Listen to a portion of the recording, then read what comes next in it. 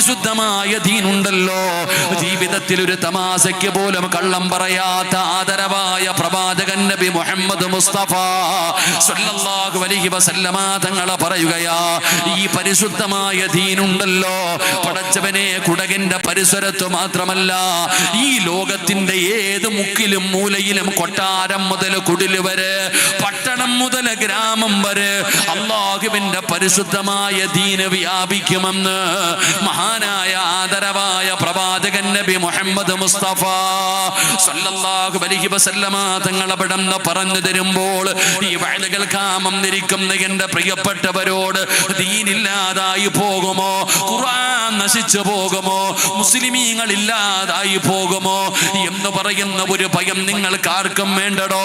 അത് ഒരിക്കലും അല്ലാഹു അത് ഏറ്റെടുത്തിരിക്കുന്ന കാര്യമാണ്. പിന്നെ നീ ഭയപ്പെടേണ്ട വിഷയമേതാ? പിന്നെ നമ്മൾ ഭയപ്പെടേണ്ട വിഷയമേതാ? ലോകത്ത് ദീനില്ലാതെ പോകുമെന്നുള്ള ഭയമല്ല. നമ്മൾ ഭയപ്പെടേണ്ട കാര്യം എന്തെന്നറിയുമോ? നമുക്ക് ദീനില്ലാതെ പോകുന്നതിനെയാ. നമുക്ക് ദീനില്ലാതെ പോകുന്നടോ, നമ്മുടെ വീട്ടില് ദീനില്ലാതെ പോകുന്നടോ, നമ്മുടെ മക്കളിൽ ദീനില്ലാതെ പോകുന്നടോ, നമ്മൾ ദീനീ ബോധമില്ലാതെ ആയി പോകുന്നതിന് ഞാനും ഭയക്കണം, നിങ്ങളും ഭയക്കണം. എൻ്റെ പ്രിയപ്പെട്ടവരെ, ഭയക്കേണ്ട കാര്യം അതാണ്. നമുക്കാണ് ദീനില്ലാതെ പോകുന്നത്. നമുക്ക് ദീനുണ്ടായാൽ പടച്ചവനെ നമ്മുടെ മുൻഗാമികൾക്ക് ദീനുണ്ടായത് കൊണ്ടാണ്. അല്ലാഹുവേ, ഒരു മുസ്ലിമിന്റെ ജീവിതം കണ്ടപ്പോഴാണ് ജനങ്ങളെ മതത്തിലേക്ക് കടന്നു വന്നത്.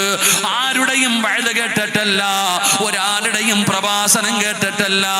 ഒരു മുസ്ലിമായ ഒരു മനുഷ്യന്റെ ജീവിതം കണ്ടപ്പോ അല്ലാഹുവിന്റെ ദീനിലേക്ക് ജനങ്ങളെ കടന്നു വരികയാണ്. ഒരു മുസ്ലിം എന്ന് പറഞ്ഞാൽ അങ്ങനെയാണ്, ഒരു മുഅ്മിൻ എന്ന് പറഞ്ഞാൽ അങ്ങനെയാണ്. പണ്ടൊരു കാലമുണ്ടായിരുന്നടോ, എൻ്റെ അയൽവാസി മുസ്ലിമാണെന്ന് അഭിമാനത്തോടു കൂടി പറഞ്ഞിരുന്ന ഒരു കാലമുണ്ടായിരുന്നടോ. ഇന്നെല്ലാം മാറിയല്ലോ. ഇന്ന് മുസ്ലിമിനെ കാണുമ്പോ ജനങ്ങൾ ഓടി ഒളിക്കാൻ നോക്കുകയാണ്. കാരണം മുസ്ലിമാകുന്നില്ല.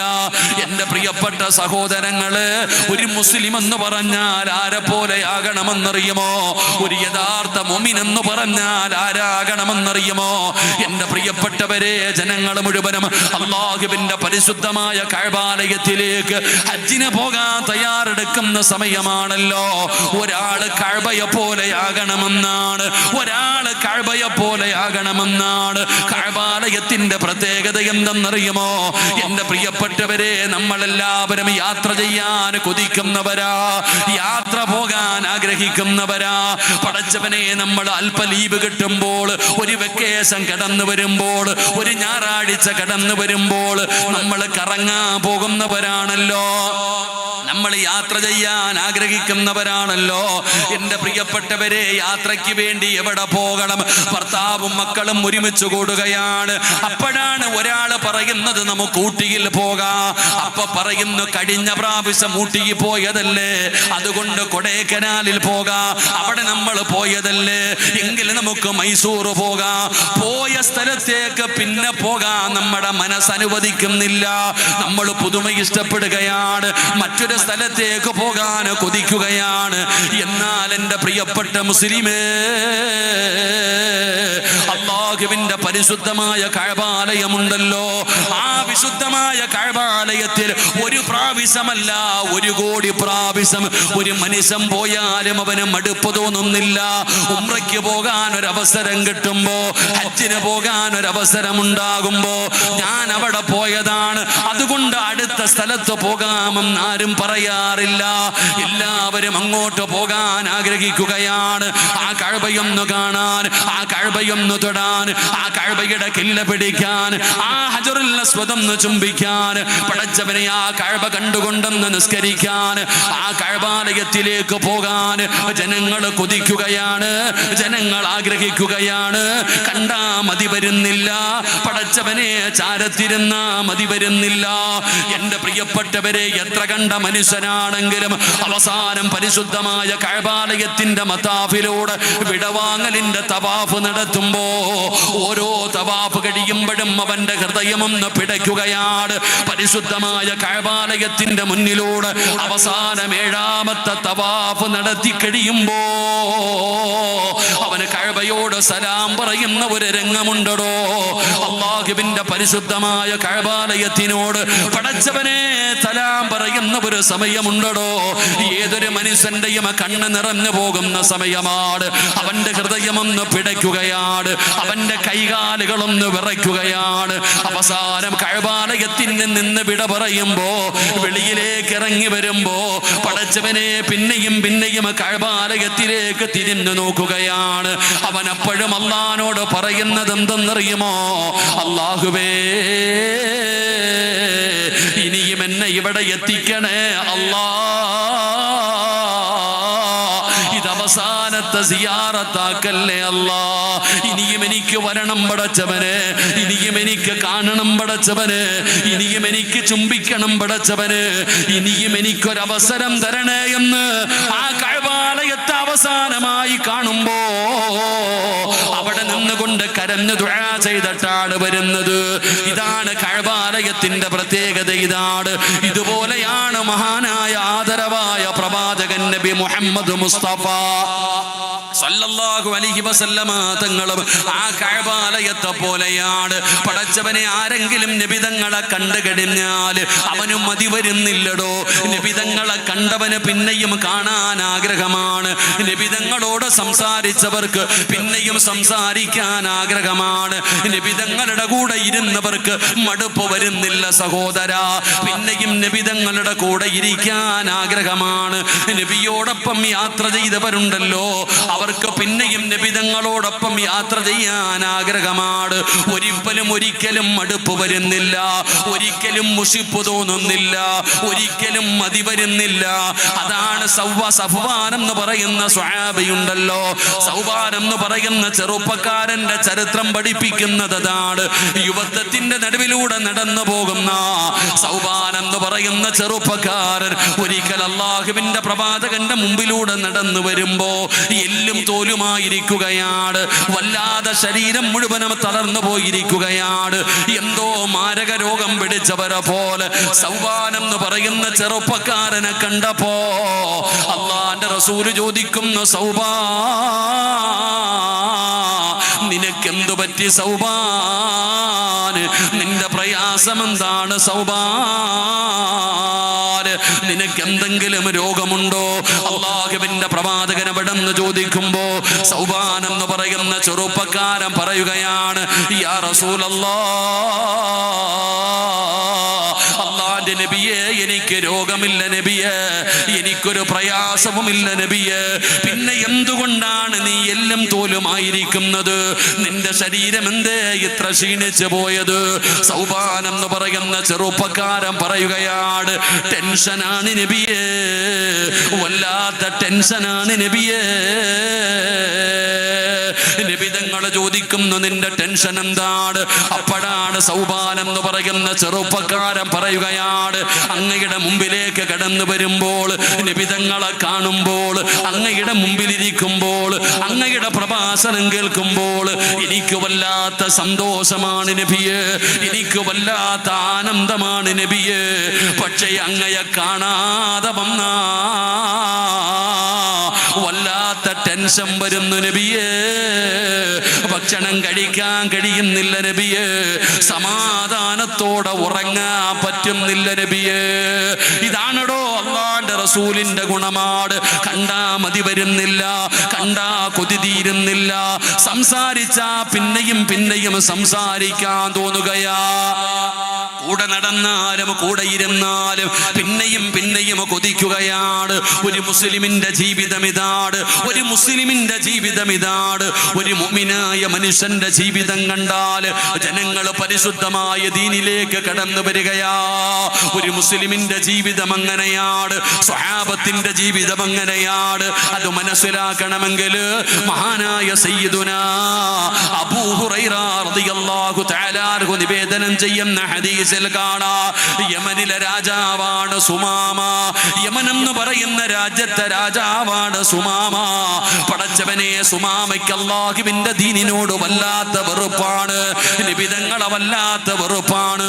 അല്ലാഹുവിന്റെ പ്രവാചകന് സ്വല്ലല്ലാഹു അലൈഹി വസല്ലമ തങ്ങളെ കൊല്ലാൻ നോക്കിയവനാണ് സുമാമ. നിബിതങ്ങളെ കൊല്ലാൻ നോക്കിയടോ. അവസാനം അല്ലാഹു സുബ്ഹാനഹു വ തആല നിബിതങ്ങളെ രക്ഷപ്പെടുത്തുകയാണ്. നിബിതങ്ങളെ കൊല്ലാൻ പറ്റാതെ വന്നതിന്റെ ദേഷ്യത്തില് ഒരുപാട് സ്വഹാബികളെ കൊല്ലുകയാണ്. പടച്ചവനെ, സുമാമ എന്ന് പറയുന്ന വൃത്തികെട്ടവനുണ്ടല്ലോ, ഒരുപാട് മുസ്ലിമീങ്ങളെ കൊല്ലുകയാണ്, ഒരുപാട് ഉപദ്രവിക്കുകയാണ്. അവന്റെ ഉപദ്രവവും അവന്റെ ശർറും സഹിക്കാൻ പറ്റാതെ വന്നപ്പോ നിബിതങ്ങളെ പറഞ്ഞു, സ്വഹാബാ, സുമാമ എവിടെ വെച്ച് കണ്ടാലും കൊന്നുകളയാറ് നിബിതങ്ങൾ പറഞ്ഞ മനുഷ്യനാണ്. എന്റെ പ്രിയപ്പെട്ടവരെ, സുമാമ അല്ലാഹുവേ സ്വഹാബത്ത് തിരഞ്ഞു നടക്കുകയാണ്. അപ്പോഴാണ് ഒരു ദിവസം മദീനയിൽ പാതിരാത്രിയിൽ ഒരു മനുഷ്യനെ കാണുകയാണ്. അസമയത്തൊരു മനുഷ്യനെ കാണുകയാണ്. അവന്റെ പ്രവർത്തനങ്ങൾ മുഴുവനും സംശയമാണ്. ഇവൻ അല്ലാഹുവിന്റെ ദീനിന് അനുകൂലമാണോ, ഇവന് നമ്മുടെ ദീനിന്റെ ശത്രുവാണോ?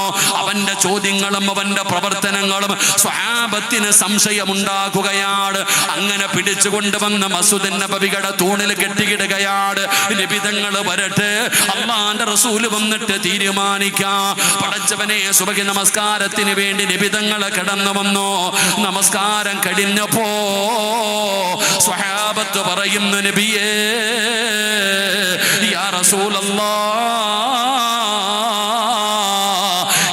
പാതിരാത്രി അസമയത്ത് ഒരു മനുഷ്യനെ കിട്ടി നബിയെ. അവൻ ഇസ്ലാമിന്റെ അനുകൂലിയാണോ, ഇസ്ലാമിന്റെ ശത്രുവാണോ ഞങ്ങൾക്കറിയില്ല നബിയെ. അതുകൊണ്ട് അങ്ങ് വന്നിട്ട് തീരുമാനിക്കാം എന്ന് പറഞ്ഞുകൊണ്ട് മസ്ജിദ് നബവിയുടെ തൂണിൽ കെട്ടിക്കിട്ടിരിക്കുകയാ. അല്ലാഹുവിന്റെ പ്രവാചകനെ കാണാൻ പോയടോ. ആ തൂണിൽ കെട്ടിക്കിട്ടിരിക്കുന്ന മനുഷ്യനാരാണെന്ന് നിബിതങ്ങൾ ചെന്ന് നോക്കുകയാണ്. എന്നിട്ട് അല്ലാഹുവിന്റെ റസൂൽ ചോദിക്കുന്നു, സ്വഹാബാ, ഈ തൂണിൽ കെട്ടിക്കിട്ടിരിക്കുന്നത് ആരെയാണെന്നറിയുമോ സഹാബാ? യാ റസൂലല്ലാഹ്, ഞങ്ങൾക്കറിയില്ല നബിയേ, ഞങ്ങൾക്കറിയില്ല നബിയേ. അല്ലാഹുവിന്റെ റസൂല് പറഞ്ഞു, സ്വഹാബാ, ഇവനാണ് സുമാമ, ഇവനാണ് സുമാമ. ഇസ്ലാമിന്റെ ഒരുപാട് ഉപദ്രവമുണ്ടാക്കിയ, നിബിതങ്ങളെ കൊല്ലാൻ പോയ, സ്വഹാബത്തിനെ കൊന്നുകളഞ്ഞ സുമാമയാണ് മസ്ജിദ് നബവിയുടെ തൂണിൽ കെട്ടിക്കിട്ടിരിക്കുന്നത്. സ്വഹാബത്ത് കൊതിച്ചു പോവുകയാണ്. എന്നോടെങ്ങാണമെന്ന് പറഞ്ഞിരുന്നെങ്കിൽ അവനെ കൊല്ലാറ്, അല്ലാഹുവിന്റെ റസൂൽ എന്നോടെന്ന് പറഞ്ഞിരുന്നെങ്കിൽ ഓരോ സ്വഹാബിയും കൊതിക്കുകയാണ്. അങ്ങനെ എല്ലാവരും ഇങ്ങനെ നിബിതങ്ങളുടെ മറുപടി കേൾക്കാറ് കാത്തു നിൽക്കുമ്പോ അല്ലാഹുവിന്റെ റസൂൽ പറഞ്ഞത് എന്തെന്നറിയുമോ സ്വഹാബാ? ഒരാളും തൊട്ടുപോകല്ലേ സ്വഹാബാ, ഒരാളും തൊട്ടുപോകല്ലേ സ്വഹാബാ. വാളുകൊണ്ടാണ് പരിശുദ്ധമായ ദീൻ വളർന്നെന്ന് പരിഹസിക്കുന്നവരുണ്ടല്ലോ. എന്റെ പ്രിയപ്പെട്ടവര്, കാശ്മീരിൽ 27 പേരെ വെടിവെച്ച് കൊന്ന വാർത്ത കേട്ടപ്പോ അല്ലാഹുവിന്റെ ദീനിനെ കളിയാക്കുന്നവരുണ്ടല്ലോ, മുസ്ലിം സമുദായത്തെ ആക്ഷേപിക്കുന്നവരുണ്ടോ. എന്നാൽ അല്ലാഹുവിന്റെ ദീനിന്റെ നിയമം എന്തെന്നറിയുമോ? ഈ ഭൂമിയിലുള്ള ഒരു മനുഷ്യനെ കൊല്ലുന്നത്, ഒരാളെ കൊല്ലുന്നത് ഈ ഭൂമിയിലുള്ള സർവരെയും കൊല്ലുന്നതിന് തുല്യമാണെന്ന് പഠിപ്പിച്ച മതമാണ് അല്ലാഹുവിന്റെ മതം. കൊലപാതകത്തെ ഒരിക്കലും പ്രോത്സാഹിപ്പിക്കുന്നില്ല. ഭീകരവാദമാകട്ടെ, തീവ്രവാദമാകട്ടെ, ഒരാളെയും പ്രയാസപ്പെടുത്തരുതെന്ന് പഠിപ്പിക്കുന്ന മതമാണ്. അല്ലാഹുവിന്റെ ദീനിനെ കുറിച്ച് പഠിക്കണം സഹോദര. റോഡിലൂടെ നടന്നു പോകുന്ന ഒരു മനുഷ്യന് ഉപദ്രവമായിട്ട് റോഡിൽ ഒരു കല്ല് കിടന്നാൽ, ഒരു കമ്പ് കിടന്നാൽ, ഒരു കുപ്പിച്ചില്ല് കിടന്നാൽ അതെടുത്തു മാറ്റുന്നവന് സ്വർഗമുണ്ടെന്ന് പഠിപ്പിച്ച മതമാണ് അല്ലാഹുവിന്റെ വിശുദ്ധമായ ദീൻ. റോഡിലൂടെ നടന്നു പോകുന്നവർക്ക് ഉപദ്രവമായി കിടക്കുന്ന ഒരു കല്ലെടുത്തു മാറ്റിയാൽ അവൻ എളുപ്പത്തിൽ സ്വർഗ്ഗത്തിൽ പോകുമെന്ന് ആദരവായ പ്രവാചകൻ നബി മുഹമ്മദ് മുസ്തഫ സല്ലല്ലാഹു അലൈഹി വസല്ലമ തങ്ങൾ പഠിപ്പിച്ച മതമാണ്. ഒരിക്കലും ഒരു മുസ്ലിമിന് ഒരാളെ കൊല്ലാൻ കഴിയില്ല, ഒരാളെ വേദനിപ്പിക്കാൻ കഴിയില്ല, അവൻ ജീവിക്കുന്ന രാജ്യത്തിനെതിരായി പ്രവർത്തിക്കാൻ കഴിയില്ല. അവൻ നിയമങ്ങളെ കാറ്റിൽ പറത്തുന്നവനല്ല, അവൻ അനുസരണയുള്ളവനാണ്. മുസ്ലിം എന്ന് പറഞ്ഞാൽ ആ വാക്കിന്റെ അർത്ഥം തന്നെ അനുസരണയുള്ളവനാണെന്ന്. അവൻ അല്ലാഹുവിനെ ഭയന്ന് ജീവിക്കുന്നവനാ, ഇസ്ലാമിന്റെ നിയമങ്ങൾ അനുസരിക്കുന്നവനാ, നിബിധങ്ങൾ പറയുന്നത് അനുസരിക്കുന്നവനാ. അതുകൊണ്ട് ഒരാളെയും കൊല്ലുന്നവനല്ല, ഒരാളെയും വേദനിപ്പിക്കുന്നവനല്ല. അല്ലാഹുവിന്റെ പരിശുദ്ധമായ ദീൻ പരിഹസിക്കുന്നവര്, അള്ളാന്റെ ദീനിനെ നാണം കെടുത്തുന്നവര്, അല്ലാഹുവിന്റെ റസൂല് പറഞ്ഞതെന്തെന്നറിയുമോ? നിന്റെ വീട് നീ മുകളിലേക്ക് ഉയർത്തിക്കെട്ടാൻ പാടില്ല. അയൽവാസിയുടെ വീട്ടിലേക്ക് കാറ്റും വെളിച്ചവും പോകുന്നതിന് തടസ്സമാണെങ്കിൽ നീ വീട് പോലും ഉയർത്തിക്കെട്ടാൻ പാടില്ലെന്ന് പഠിപ്പിച്ച മതമാണ് പരിശുദ്ധമായ ദീൻ. അയൽവാസിക്ക് ഉപദ്രവമാകുമെങ്കിൽ അവന്റെ വീട്ടിലേക്ക് കാറ്റും വെളിച്ചവും പോകുന്നതിന് തടസ്സമാണ് 2 നില വീട് വെക്കുന്നതെങ്കിൽ നീ 2 നില വീട് വെക്കാൻ പാടില്ലെന്ന് പഠിപ്പിച്ച മതമാണ് അല്ലാഹുവിന്റെ വിശുദ്ധ ദീൻ. ആ ദീനിന്റെ അനുയായികളെ പരിഹസിക്കുന്നവരുണ്ടല്ലോ, അറിയാത്തത് കൊണ്ടാ സഹോദരാ, നിനക്ക് ഇസ്ലാമിനെ കുറിച്ച് അറിയാത്തത് കൊണ്ടാണ്. എവനെങ്കിലും വിളിച്ചു പറയുന്നത് കേട്ടാ പോരാ, പഠിക്കണേ സഹോദരാ, പഠിക്കണേ സഹോദരാ. എന്റെ പ്രിയപ്പെട്ടവര്, നമ്മുടെ കേരളത്തിൽ നിന്ന് പോയ രാമചന്ദ്രൻ എന്ന് പറയുന്ന ഒരു മനുഷ്യനാണ് ജദാ കാശ്മീരിൽ വെടിവെപ്പിൽ മരണപ്പെട്ടു പോയത്. ആ മനുഷ്യന്റെ പൊന്നാര മകള് പറഞ്ഞ വാർത്ത എന്തെന്നറിയുമോ? പത്രക്കാരോട് ആ പെങ്ങള് പറയുകയാ, കാശ്മീരിൽ എനിക്ക് 2 സഹോദരങ്ങളെ കിട്ടി. എനിക്ക് സ്വന്തം അച്ഛൻ മരിച്ച പൊന്നുമോള് പത്രക്കാരോട് പറയുകയാണ്, എനിക്ക് കാശ്മീരിൽ പോയപ്പോ മുസാഫിറും ഷമീർ എന്ന് പറയുന്ന 2 കൂടപ്പറപ്പുകളെയാ കിട്ടിയത്. അഭിമാനത്തോടു കൂടി പറയുകയാണ്, ബാങ്ക് വിളിക്കുന്ന പള്ളിയുടെ മിനാരത്തിലൂടെ പടച്ചവനെ അക്രമത്തെ കുറിച്ച് വിളിച്ചു പറയുകയാണ്. ഓടി വന്നത് മുസ്ലിമീങ്ങളാണ്. പടച്ചവനെ സ്വന്തം ജീവിതം പോലും നോക്കാതെ അതാ ശത്രുവിന്റെ മുമ്പിലേക്ക് ചാടി വീണിട്ട് സ്വന്തം ജീവിതം പോലും പടച്ചവനെ മറ്റുള്ളവർക്ക് വേണ്ടി കൊടുത്തതും മുസ്ലിമായിരുന്നു. ആ സമുദായമാണ് ഇന്ന് പേരുദോഷം കേൾക്കുന്നത്, ആ സമുദായത്തെയാണ് ഇന്ന് ആക്ഷേപിക്കുന്നത്. എന്നാൽ പഠിക്കേണ്ട കാര്യം എന്തെന്നറിയുമോ? പടച്ചവനെ, തീവ്രവാദിക്ക് ഒരിക്കലും മതമില്ലടോ, തീവ്രവാദിക്ക് മതമില്ല. അവൻ മതത്തെ കുറിച്ച് അറിയുമായിരുന്നെങ്കിൽ, മതത്തിന്റെ ഒരു വാചകം അറിയുമായിരുന്നെങ്കിൽ അവൻ ഒരിക്കലും ഇതുപോലെ ജോലി ചെയ്യാൻ തയ്യാറാകില്ല. എന്റെ പ്രിയപ്പെട്ടവരെ, ഞാൻ പറഞ്ഞു വന്നത് അല്ലാഹുവിന്റെ ദീനെന്ന് പറഞ്ഞാൽ എന്തെന്നറിയുമോ? പടച്ചവനെ, നബിതങ്ങളെ കൊല്ലാമെന്ന ഒരുപാട് മുസ്ലിമീങ്ങളെ കൊന്നുകളഞ്ഞ അവനെയാണ്, ആ സുമാമയാണ് പള്ളിയിൽ കെട്ടിയിട്ടിരിക്കുന്നത്. അല്ലാഹുവിന്റെ റസൂല് പറഞ്ഞു, സ്വഹാബാ, ഒരാളും ഒന്നും ചെയ്തു പോകരുത്, ഒരാൾ പോലും സുമാമയെ തൊട്ടു പോകരുത്. എല്ലാവരും അത്ഭുതത്തോടെ നിൽക്കുകയാ, ഒരാളും അവിടെ നിന്ന് തൊട്ടുപോകരുത്. എന്നിട്ട് നബി തങ്ങൾ പറയുകയാണ്, നിങ്ങൾ കഴിക്കാൻ ഭക്ഷണം കൊടുക്കണം, ഒരിക്കലും പട്ടിണിക്കിടരുത്.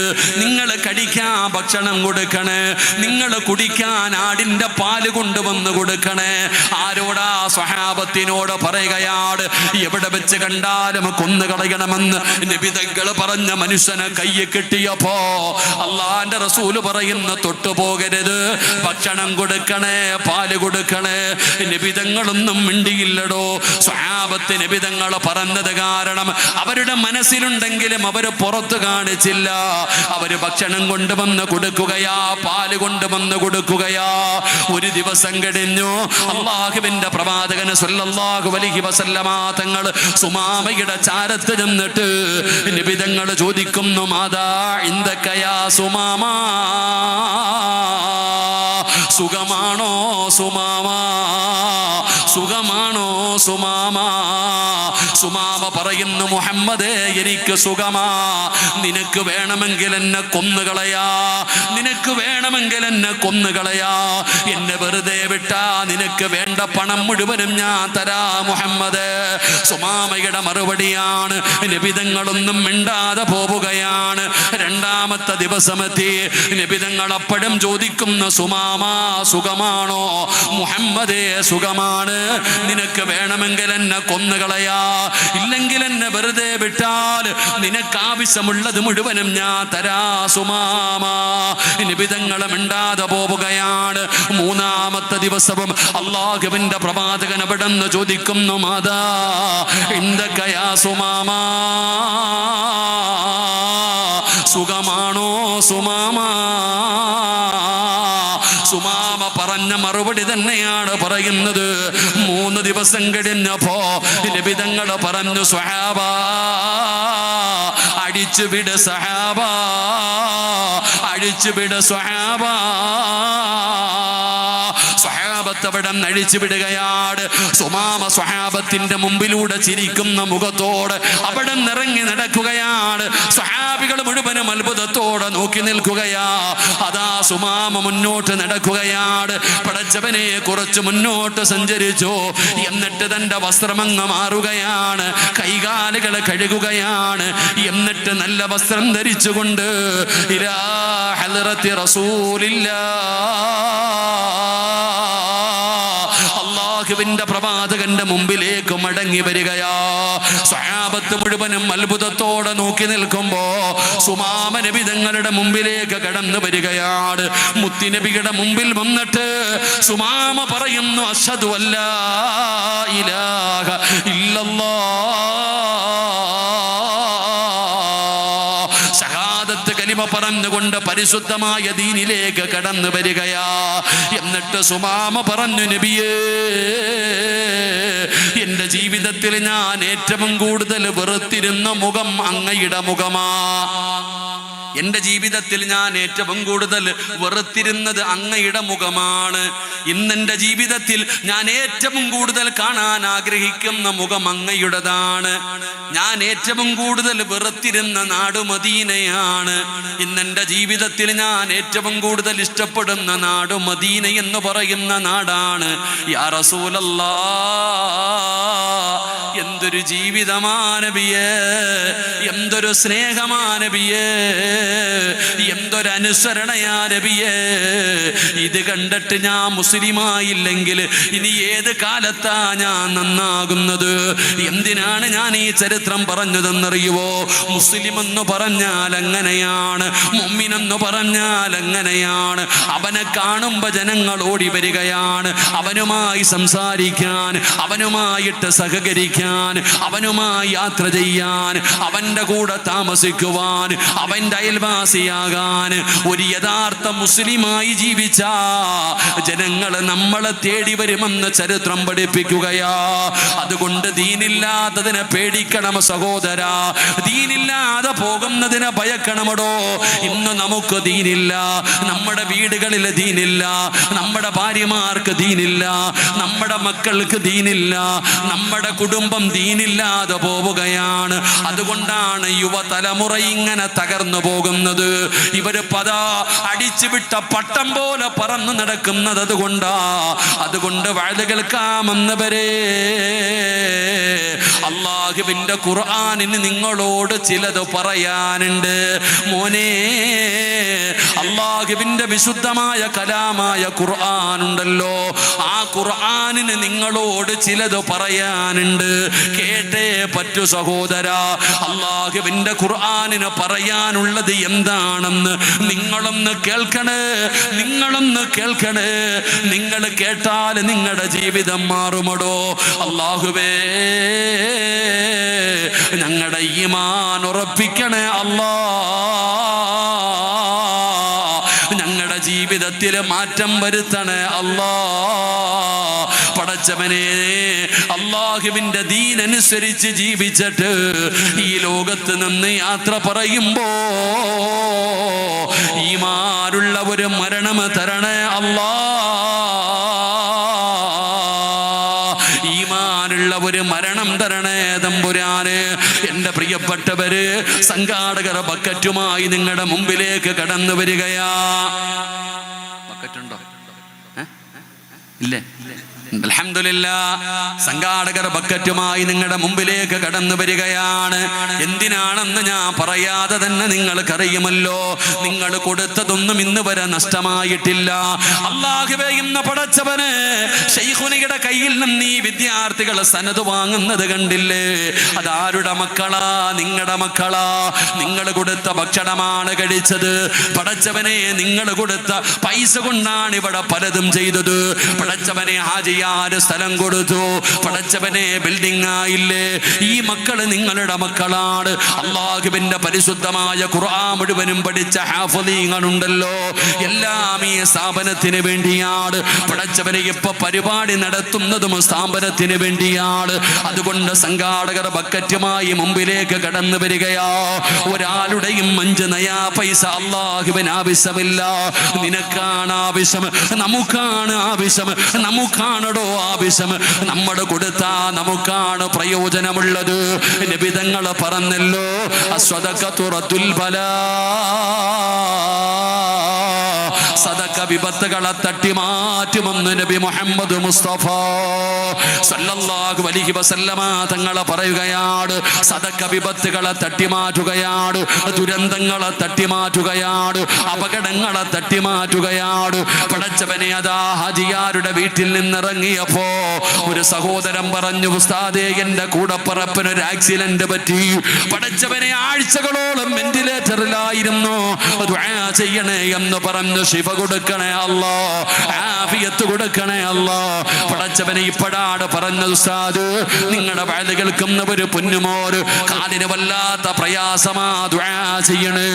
എന്റെ പ്രിയപ്പെട്ട സഹോദരാ, കൊടുക്കുന്ന സദഖയുടെ ബറക്കത്ത് കൊണ്ട് അല്ലാഹു ദുരന്തങ്ങളെ തട്ടിമാറ്റുകയാണ്, അപകടങ്ങളെ തട്ടിമാറ്റുകയാണ്. അതുമാത്രമല്ല, രോഗങ്ങളില്ലാത്തവര് കുറവാണല്ലോ. പലരും പറയുന്ന, ഉസ്താദേ, എന്ത് മരുന്ന് കഴിച്ചിട്ടും എന്റെ രോഗം മാറുന്നില്ല. വല്ലാത്ത വേദനയാ, വല്ലാത്ത പ്രയാസമാ. രോഗം മാറണോ വാപ്പാ? രോഗം മാറണോ പെങ്ങള്? ഒരു മരുന്ന് പറഞ്ഞു തരട്ടെ, ഒരു മരുന്ന് പറഞ്ഞു തരട്ടെ. മഹാനായ ആദരവായ പ്രവാചകൻ നബി മുഹമ്മദ് മുസ്തഫ സല്ലല്ലാഹു അലൈഹി വസല്ലമ തങ്ങൾ പറയുകയാ, അല്ലാഹുവിന് ചില അടിമകളുണ്ട്, അല്ലാഹുവിന് ചില അടിമകളുണ്ട്. ആ അടിമകൾക്ക് രോഗം വന്നാ അവര് സദഖ കൊടുത്ത് ചികിത്സിക്കുമെന്ന് ആദരവായ പ്രവാചകൻ നബി മുഹമ്മദ് മുസ്തഫ സല്ലല്ലാഹു അലൈഹി വസല്ലമ തങ്ങൾ പറയുന്നു, അള്ളാഹുവിന് ചില അടിമകളുണ്ട്. ഇരിക്കണ നിങ്ങൾക്ക് എല്ലാവർക്കും അതറിയാം. ഇപ്പൊ ബക്കറ്റ് കൊണ്ടുവരുമ്പോൾ നിങ്ങൾ പൊട്ടം കളിക്കും, അത് വേറെ വിഷയം. എടോ, ഈ ഇരിക്കണ എല്ലാവർക്കും അറിയാം, സദഖ വിപത്തുകളെ തട്ടിമാറ്റും. എടോ, ഏത് രോഗത്തെയും മാറ്റാൻ കഴിവുണ്ട്. അല്ലെങ്കിൽ നിങ്ങൾ മനസ്സിലാക്ക്, ഇന്ന് വയല് കഴിഞ്ഞ് തിരിച്ച് വീട്ടിൽ പോകുന്ന സമയത്ത് നിങ്ങളൊന്ന് വീണു, അള്ളാഹു കാത്തിരക്ഷിക്കുമാറാകട്ടെ. ആമീൻ പറ. അള്ളാഹു കാത്തിരക്ഷിക്കുമാറാകട്ടെ. ആര് വേണമെങ്കിലും വീഴാം, ആര് വേണമെങ്കിലും വീഴാം. നിങ്ങളൊന്ന് തെറ്റി താഴെ വീണു, തലയൊന്ന് പോയി അടിച്ചു, പെട്ടെന്ന് ഹോസ്പിറ്റലിൽ എടുത്തുകൊണ്ടുപോയി. ഡോക്ടർ പരിശോധിച്ചിട്ട് പറഞ്ഞു, നേരെ മംഗലാപുരത്തോട്ട് പൊക്കോളാൻ. അങ്ങനെ മംഗലാപുരത്തേക്ക് കൊണ്ടുപോയി, അല്ലെങ്കിൽ കണ്ണൂരേക്ക് കൊണ്ടുപോയി, അല്ലെങ്കിൽ വയനാട് ഭാഗത്തേക്ക് കൊണ്ടുപോയി. ഏതെങ്കിലും വലിയ ഹോസ്പിറ്റലിൽ കൊണ്ടുചെന്നപ്പോൾ ഡോക്ടർ പറഞ്ഞു, ഇന്ന് ഐസിയുവിനകത്ത് കിടക്കട്ടെ. നേരെ ഐസിയുവിനകത്ത് കയറ്റി കിടത്തി. കുറച്ച് കഴിഞ്ഞ് ഡോക്ടർ വന്ന് പറഞ്ഞു, ഇത്തിരി പ്രശ്നമാണ്, 24 മണിക്കൂർ കഴിഞ്ഞിട്ട് പറയാം, സർജറി വേണ്ടി വരും. സഹോദര, നാളെ രാവിലെ നിങ്ങളുടെ മകൻ ഈ സ്ഥാപനത്തിൻ്റെ മുമ്പിൽ വന്ന് നിൽക്കുന്നുണ്ട്. ഉസ്താദ് ചോദിച്ചു, എന്തേ മോനെ? ഉമ്മ പറഞ്ഞു വിട്ടതാ ഉസ്താദെ, ഉമ്മ പറഞ്ഞു വിട്ടതാ ഉസ്താദെ. എന്തേ മോനെ? വാപ്പച്ചി ഇന്നലെ രാത്രി ബാത്റൂമിനകത്ത് വീണിട്ട് തലയടിച്ചിട്ട് ഇപ്പോൾ ഹോസ്പിറ്റലിൻ്റെ ഐസിയുവിൽ കിടക്കുകയാ. ഡോക്ടർ സർജറി ചെയ്യണമെന്ന് പറഞ്ഞിരിക്കുന്നു. ഉസ്താദെ, ഒരു നേരത്തെ ഭക്ഷണത്തിൻ്റെ പൈസ ഉമ്മ തന്നു വിട്ടതാ. മുതല്ലിമീങ്ങളൊക്കെ ഒന്ന് വിളിച്ചിരുത്തിയിട്ട് ഒന്ന് ദുആ ചെയ്തിട്ട് എൻ്റെ വാപ്പാനെ രക്ഷപ്പെടുത്തണം. അള്ളാഹു നമുക്ക് ഈമാൻ നൽകുമാറാകട്ടെ. ഉറക്കപ്പുറം അല്ലാഹ് ഈമാൻ നൽകുമാറാകട്ടെ. ഇതേ പറഞ്ഞ് ഈ പൈസ ഉമ്മ തന്നതാണ്. പൈസ കൊടുത്തിട്ട് പറയുന്ന ദുആ ചെയ്യാൻ. അപ്പം നിനക്കറിയാം സദഖ കൊടുത്താൽ രക്ഷപ്പെടുമെന്ന്. ക്യാൻസറിൻ്റെ ടെസ്റ്റിന് അയച്ചാൽ എന്തും നിങ്ങൾ കൊടുക്കും. ഡോക്ടർ പറഞ്ഞു ക്യാൻസർ ബയോപ്സിക്കൊന്ന് അയക്കണം, പടച്ചവന് റിസൾട്ട് വരുന്നത് വരെ പള്ളിക്കും മാദ്രസയ്ക്കും എന്തിനൊക്കെ കൊടുക്കാൻ പറ്റുമോ നിങ്ങൾ കൊടുക്കും. അപ്പം എല്ലാവർക്കും അറിയാം സദക്ക കൊടുത്താൽ രക്ഷപ്പെടുമെന്ന്. നബിതങ്ങൾ പറഞ്ഞു അള്ളാഹുവിന് ചില അടിമകളുണ്ട്, ആ അടിമകൾക്ക് രോഗം വന്നാൽ അവർ സദക്ക കൊടുത്ത് ചികിത്സിക്കും. ഒരു വെളിച്ചമായിട്ടാണ് അള്ളാഹുവിൻ്റെ പരിശുദ്ധമായ ഖുർആൻ. ആ ഖുർആനിന് നമ്മളോട് പറയാനുള്ള ഒന്നാമത്തെ കാര്യം, വെറുതെ ഇങ്ങനെ ഓതി തീർക്കാനുള്ള ഒരു ഗ്രന്ഥമല്ല അള്ളാഹുവിൻ്റെ വിശുദ്ധമായ ഖുർആൻ. പുസ്തകങ്ങൾ വായിച്ചു തീർക്കുന്നത് പോലെ വായിച്ചു തീർക്കാനുള്ളതല്ല അള്ളാഹുവിൻ്റെ ഖുർആൻ. ആ ഖുർആൻ നീ ഒന്ന് പാരായണം ചെയ്യണം.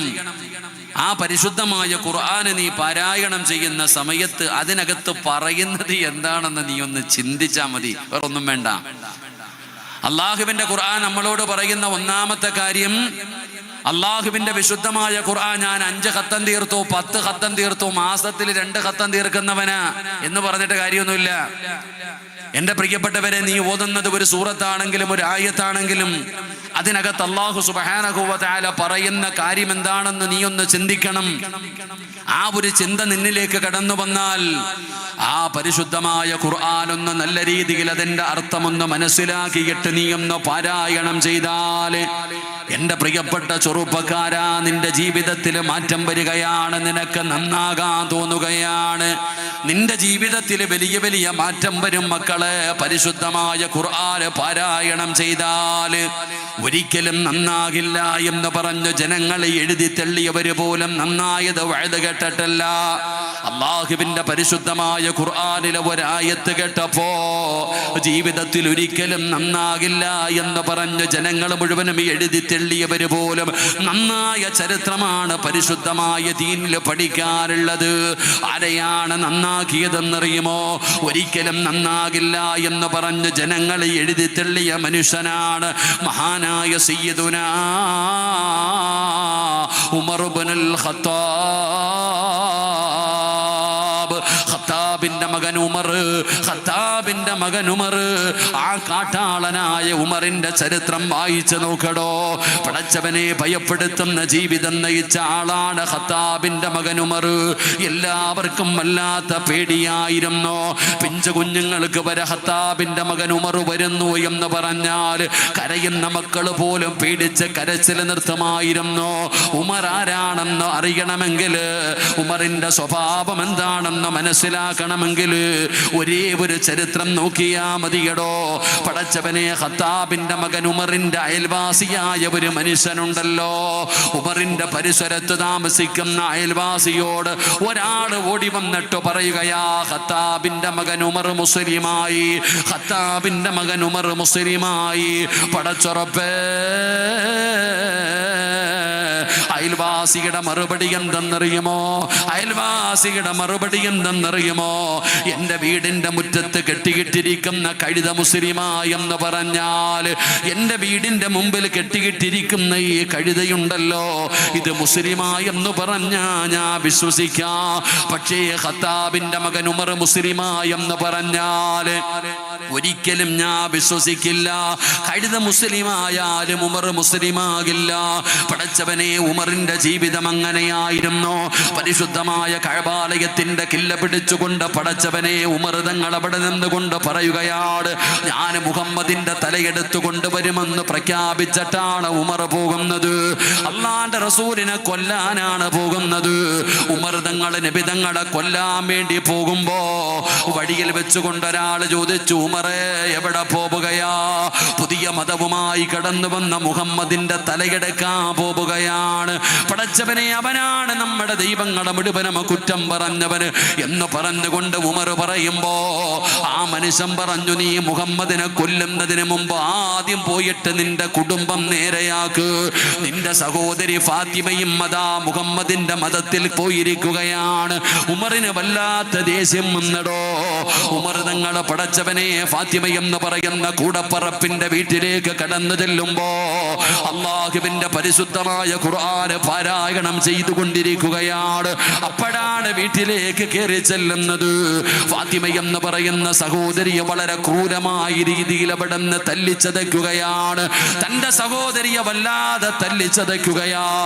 കൂടപ്പറപ്പിന്റെ ശരീരത്തിലൂടെ രക്തം ഇങ്ങനെ ഒഴുകുന്നത് കണ്ടപ്പോ ഉമർ തങ്ങളുടെ മനസ്സൊന്ന് പതറുകയാണ്. ഒന്നുമില്ലെങ്കിലും തന്റെ സഹോദരിയാണല്ലോ. അതാ രക്തം ഇങ്ങനെ ഒഴുകുന്നത് കണ്ടപ്പോ ഉമറിന്റെ ദേഷ്യമൊക്കെ ഒന്ന് കുറയുകയാണ്.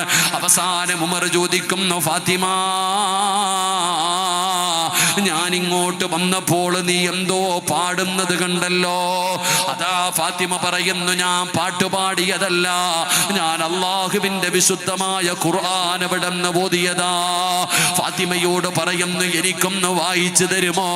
ഫാത്തിമ പറഞ്ഞു, പോയി കൈകാലുകൾ കഴുകിയിട്ട് വരാൻ. ഖത്താബിന്റെ മകൻ ഉമറുണ്ടല്ലോ, അവസാനം ചെന്ന് കൈകാലുകൾ കഴുകിയിട്ട് തന്റെ കൂടപ്പറപ്പിന്റെ മുമ്പിലേക്ക് കടന്നു വന്നപ്പോ സൂറത്തു ത്വാഹ എന്ന് പറയുന്ന അധ്യായമുണ്ടല്ലോ, ത്വാഹ എന്ന് തുടങ്ങുന്ന പരിശുദ്ധമായ ഖുർആനിലെ 3-4 ആയത്തുകൾ അവിടുന്ന് പാരായണം ചെയ്തു കൊടുക്കുകയാണ്. ആ ഖുർആനിന്റെ ആയത്ത് കേട്ടപ്പോ ഉമറിന്റെ ഹൃദയമങ്ങ് പിടയുകയാ. കാട്ടാളനായ ഉമറിന്റെ ഹൃദയമെന്ന് പിടയുകയാണ്. അല്ലാഹുവിന്റെ വിശുദ്ധമായ കലാം, ആ ഖുർആനിന്റെ ആയത്തുകൾ ഇങ്ങനെ ഓതുന്നത് കേട്ടപ്പോ ഉമറിന്റെ ഹൃദയമെന്ന് പിടയുകയാണ്. പടച്ചവനെ അതാ ഇറങ്ങിയില്ല ഹദ്റത്തി അല്ലാഹുവിന്റെ പ്രവാചകൻ സ്വല്ലല്ലാഹു അലൈഹി വസല്ലമ തങ്ങളുടെ മുമ്പിലേക്ക് പോവുകയാണ്. ഖത്താബിന്റെ മകൻ ഉമർ വരുന്നത് കണ്ടപ്പോ സ്വഹാബത്ത് പതറിപ്പോയടോ, സ്വഹാബത്ത് ഭയന്നു പോയടോ. കാരണം വരുന്നത് ഉമറാണ്. സ്വഹാബത്ത് പലരും പേടിച്ചു പോയി, എന്ത് ചെയ്യണമെന്നറിയില്ല. അപ്പോഴാണ് മഹാനായ സയ്യിദുനാ ഹംസ റളിയല്ലാഹു തആല അൻഹു ഉമർ തങ്ങൾ കടന്നു വരുമ്പോ ഹംസ റളിയല്ലാഹു തആല ഉമറിനെ തടഞ്ഞു നിർത്തുകയാണ്. ജീവിതത്തിൽ ആദ്യമായിട്ടാണ് ഒരാൾ ഉമറിനെ തടഞ്ഞു നിർത്തുന്നത്. അവിടെ നിന്ന് പറഞ്ഞു, ഉമറേ, അള്ളാഹുവിന്റെ റസൂലിനെ കാണാമെന്നതാണോ, മുസ്ലിമാകാമെന്നതാണോ, നിനക്കിതിനകത്ത് കയറിയിട്ട് ജീവനോടെ മടങ്ങിപ്പോകാ, അല്ല നബിതങ്ങളെ എന്തെങ്കിലും ചെയ്യാമെന്നതാണോ? ഉമറേ, ജീവനോടെ നീ ഇവിടെ നിന്നിറങ്ങി പോകില്ല. പടച്ചവനെ, ഉമർ ഭയന്നു പോയടോ. മുസ്ലിമായ ഹംസ റളിയല്ലാഹു തആല അൻഹു ആ ഈമാൻ ഉറച്ച സഹാബിയുടെ വാക്ക് കേട്ടപ്പോ ഉമർ പതറിപ്പോയടോ. നബി തങ്ങളുടെ മുമ്പിലേക്ക് കടന്നു വന്നു. അശ്ഹദു അല്ലാ ഇലാഹ ഇല്ലല്ലാഹ് എന്ന് ഷഹാദത്ത് കലിമ പറഞ്ഞുകൊണ്ട് ഉമർ മുസ്ലിമായെന്ന ചരിത്രം പറയുമ്പോ എന്റെ പ്രിയപ്പെട്ട ചെറുപ്പക്കാരാ, നന്നാക്കിയത് അല്ലാഹുവിന്റെ ഖുർആനാ. ഉമറിന്റെ ജീവിതത്തിൽ മാറ്റം വരുത്തിയത് പരിശുദ്ധമായ ഖുർആനാ.